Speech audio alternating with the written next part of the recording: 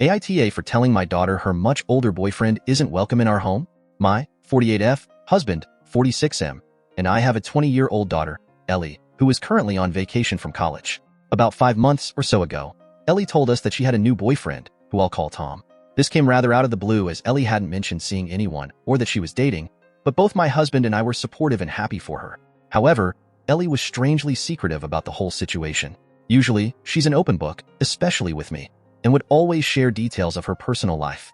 On this occasion, she wouldn't show any pictures, and we knew next to no information about Tom, other than that they met at a party through a mutual friend.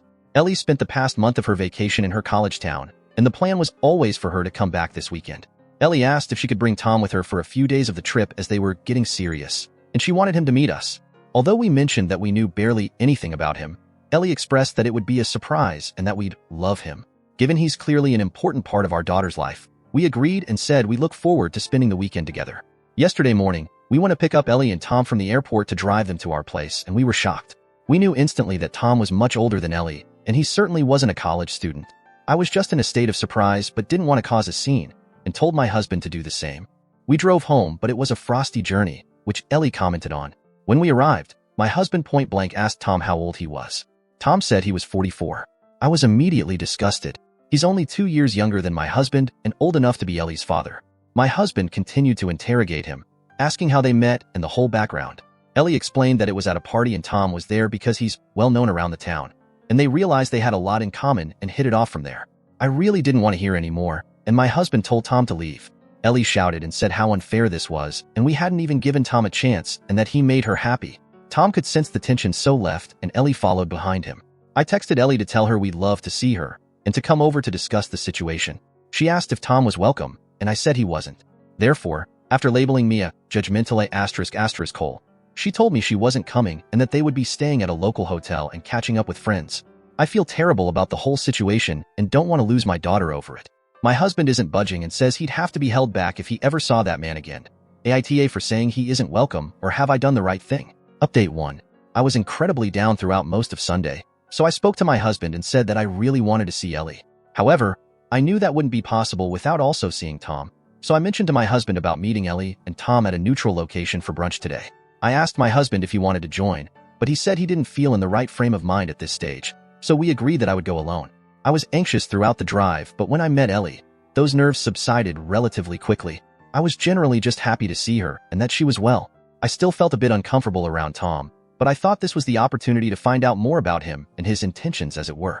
We sat down and I tried to find out as much information about Tom as possible. When I asked him to elaborate on being known around a college town and being at the same party as Ellie, Tom said he used to go to the same college when he was Ellie's age, loved the place, and decided to never leave. Throughout his time, he still frequented the main bars and places that college students do, which meant he remained in the community in some form. I found it quite an unsettling response, but remained polite. In terms of other details I learned, Tom has never been married, nor does he have any children. He works as a software engineer and enjoys cooking and meditation in his spare time. Something felt off about him, but maybe I already had my preconceptions. Ellie spoke more about what a good match they were and how much in common they had. When I asked her to elaborate, she spoke about how they both love the same spots around town and campus, with apparently the same love of sushi, and she's never met someone so mature and understanding. Tom also said that Ellie was perfect for him, and he was serious. I probed if he'd had many other relationships with younger women.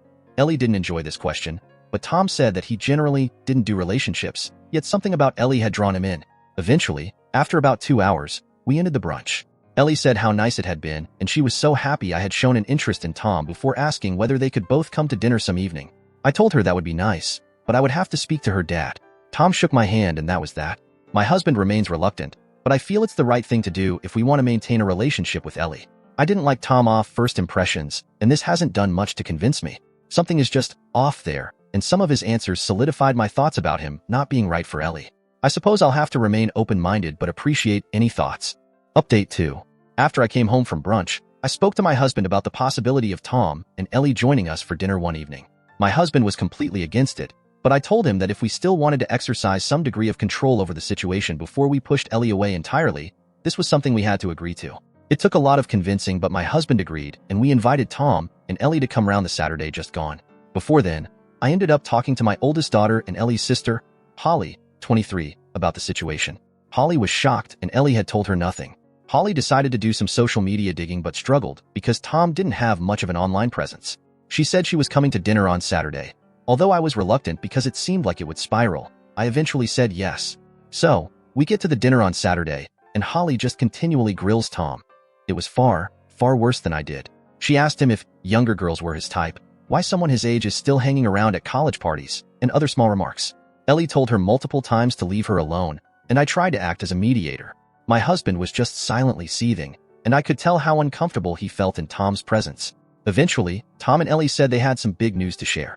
Ellie announced that she and Tom were planning to move in together for the upcoming college year. I almost spat my drink out. Ellie had planned to live with other friends, and when I questioned this, Tom answered that he realized that he probably won't have another long-term relationship. Ellie makes him so happy, and he doesn't want to waste any time with who I want to be my wife and the future mother of my children. At this point, my husband lost it and told Tom to get out of his house. Tom stood up and seemed affronted, and Ellie started crying. I couldn't remember the last time my husband had shouted like that, and I think it surprised Ellie. Holly said it was deserved and said she needed to get away from the pedo freak. It all ended up with Ellie leaving in tears with Tom, my husband going upstairs, and I was just inconsolable.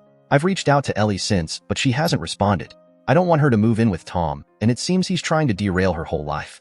She's 20 and does not need to be married and have kids, especially with someone his age. She's never had a relationship before though, and she appears infatuated to the extent she's not going to listen.